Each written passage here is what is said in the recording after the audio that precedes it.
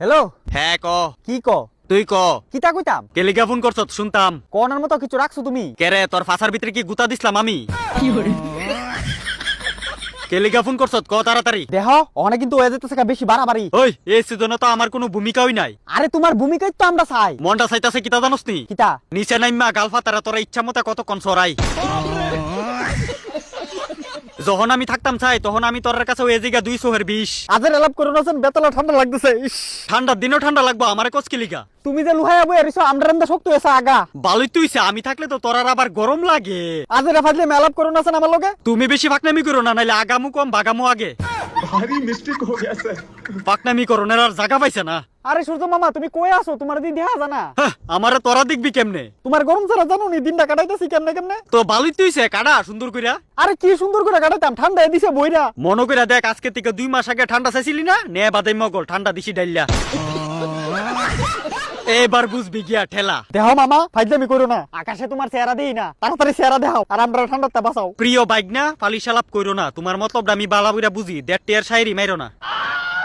হ্যাঁ তে মনে করে ফোন করে কইলই আমি তারে চেহারা দেখাইলাম। আরে মামা তুমি বুঝতাছো না কেরে? তুমি একটু চেহারাটা দেখাইলে আমরা একটু ঠান্ডার থেকে বাচ্চা যাবো। কেরে তোরার না বলে গরমের দিন ভাল লাগে না, ঠান্ডার দিন ভাল লাগে। মামা মামা যেই কথাটা কইছে যদি জানতাম আজকে তারা ডাইকিন না তার শ্বশুর অন্নবসন দেখাই দিলাম বলে। আচ্ছা যা যা, বেশি কমেডি করতে গিয়ে আজ্ঞা দিস না।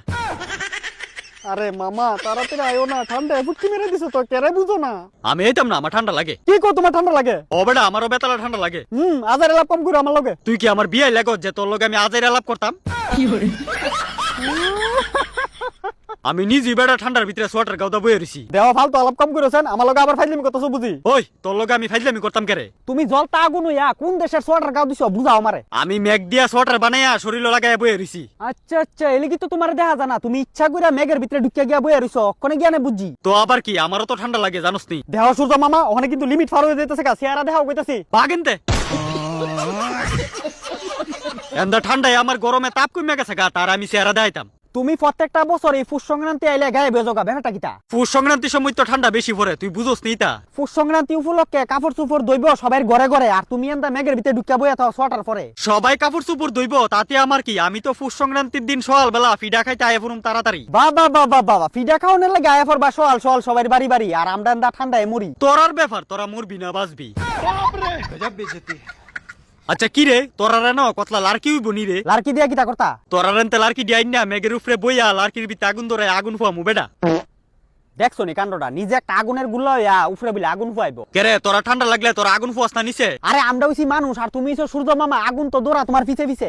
আজকাল আমার গরমের তাপ কইমা গেছে, লিখি তো গরম পাঠাইতে পারি না তোরার কাছে। দেহ সূর্য মামা কোন সময় তো তোমার নারেঙ্গিনী কথা শুনতাছি, আর কইও না বহুত হইছে। আমি নারেঙ্গিনি করতাছি, ঠান্ডায় আমার অবস্থা খারাপ, এলিগে মেঘের ভিতরে ঢুকে বই রইছি। মামির ফোন নাম্বারটা দাও, মামির অক্ষণে ফোন করে কইতাছি। তোর মামিরে ফোন করলে কোনো লাভ হইতো না। কেরে? তোর মামি অফুস সংক্রান্তির কাপড় ধুইতাছে। কি